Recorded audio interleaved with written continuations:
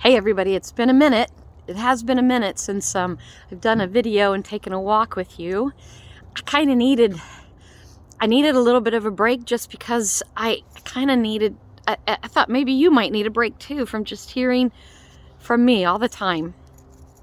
I kind of took a little wilderness experience.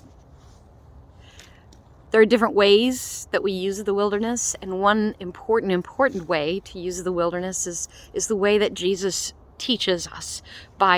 He goes off by himself every once in a while to pray. He goes into a wilderness to pray, away from others. And so that's what I did for a bit with the videos, just to spend a little time kind of nurturing myself and doing some study. So it's good to be back with you in a video and doing a walking meditation.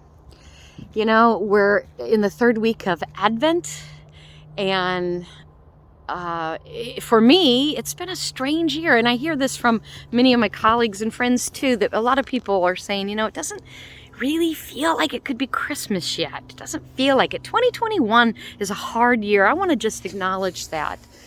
I need to acknowledge it. For me, for so many of my clergy colleagues and friends that I have, not just in clergy, but others I am hearing from, are saying, you know, 2021 has been way harder than 2020.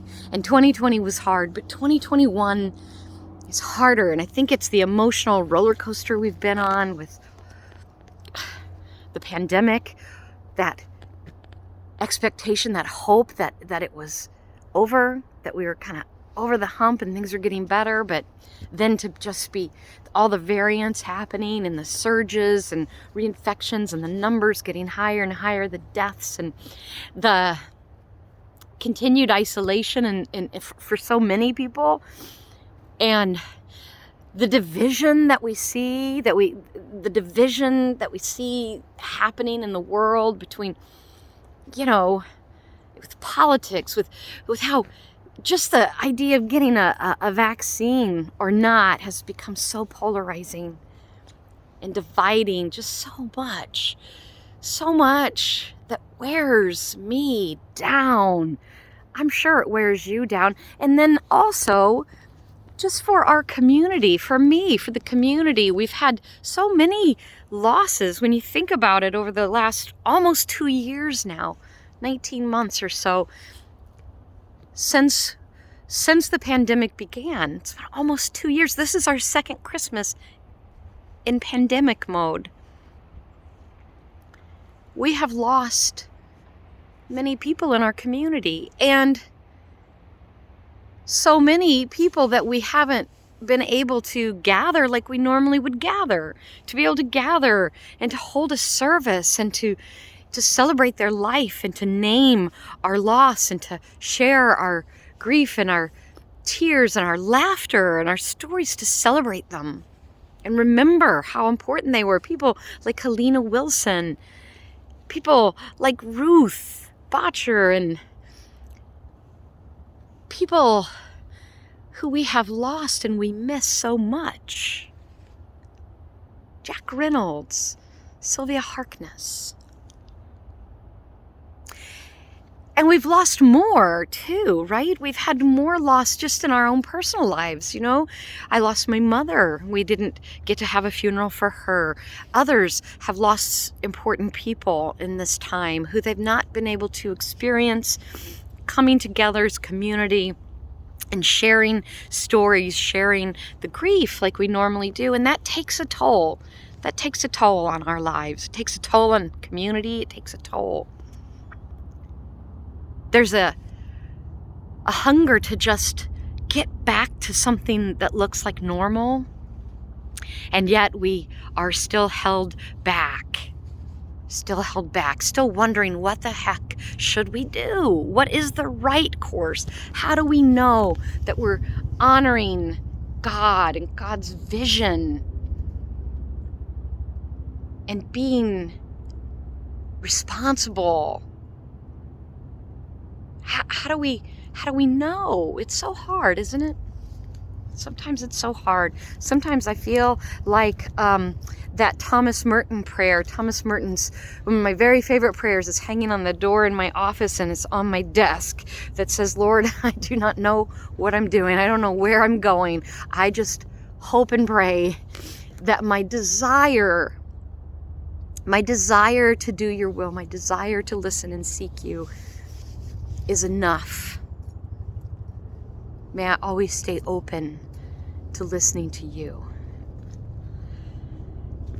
So last year we did not have a longest night service. We usually do this time of year. It's a service that it's a chance on December 21st to gather, to acknowledge that, the holidays, this time of year especially, the Christmas holiday especially, is one that typically, we just go to joy, right? It's just, it's all up and cheery and gift giving and making merry and all of that. And but for many, many people, and I suspect many more people than normal this year,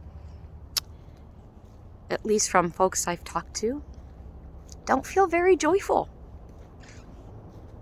It's not a very joyous time. In fact, it's a very painful time for lots of reasons. For the fact that you've experienced loss, when you have lost someone very dear and near, whether it's a parent or a child or a spouse or a friend or whoever it might be, a person who is so integral in shaping our lives, and we lose them. It's hard. The holidays are especially hard. Or for those who are feeling particularly lonely, or those who are just struggling with their faith, the holidays can be hard, especially Christmas. Trying to make meaning of it. So this year we're going to have a longest night service. Last year we didn't, because for lots of reasons, because it didn't feel like good timing, actually. We were just experiencing this kind of collective. We thought Christmas Eve was kind of an opportunity just to come together and acknowledge that. But this year feels like we need to recall our tradition of a longest night service. There is a lot of grief.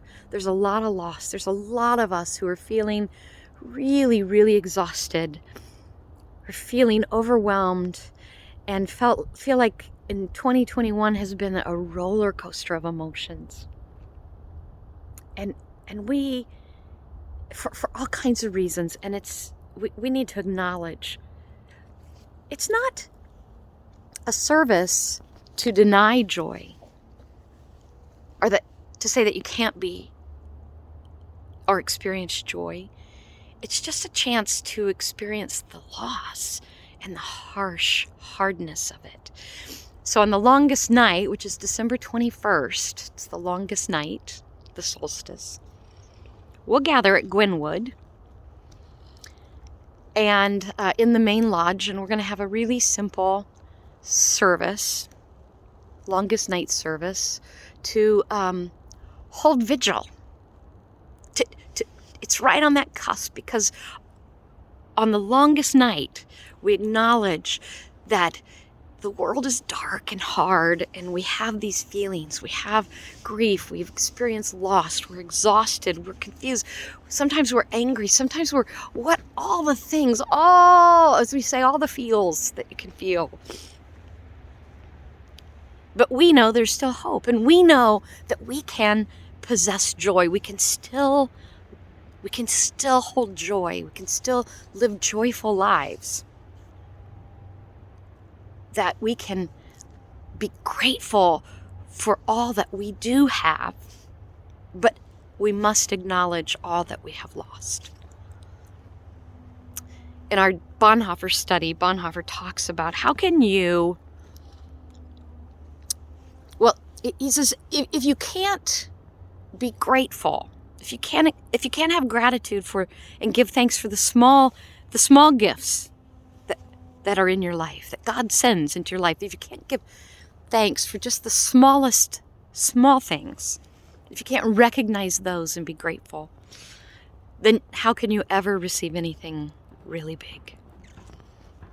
I've thought a lot about that. I've also, let me share this with you, Ephesians 6:18. I love Ephesians, but Ephesians 6:18 says, pray always in the Spirit. Let your prayers always be grounded in the Spirit, the Holy Spirit. Set them there.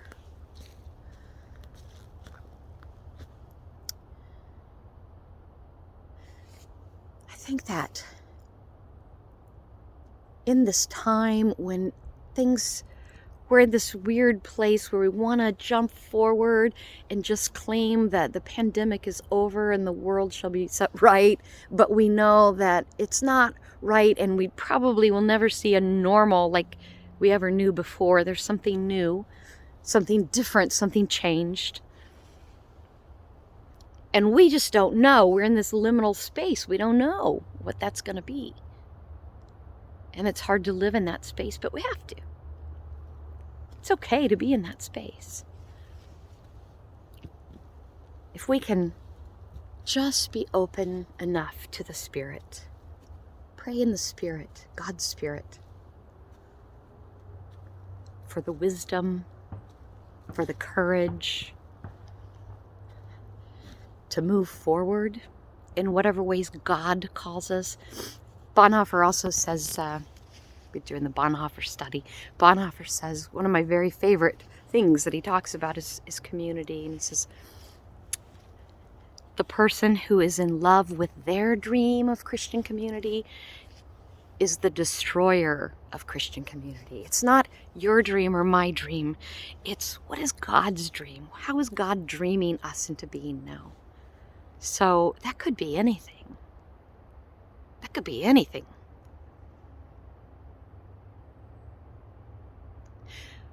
Which is exciting. Exciting to think that God could call us into any kind of way of being. And that it will be wonderful and good. It's also terrifying, isn't it? Because it means one more loss, potentially. It means we may have to let go of our own dream and vision, or what we have known in the past to be the way, so that this new way that God is speaking, that God's breath is breathing life, resurrection in a new way. Well, that's where I find joy. That's how I find joy. Even when it's cold and rainy and the leaves have dropped away and it looks so barren. So different from the spring and the summer. It's the winterscape. And you know what? It's equally as beautiful. It's just beautiful in a different way.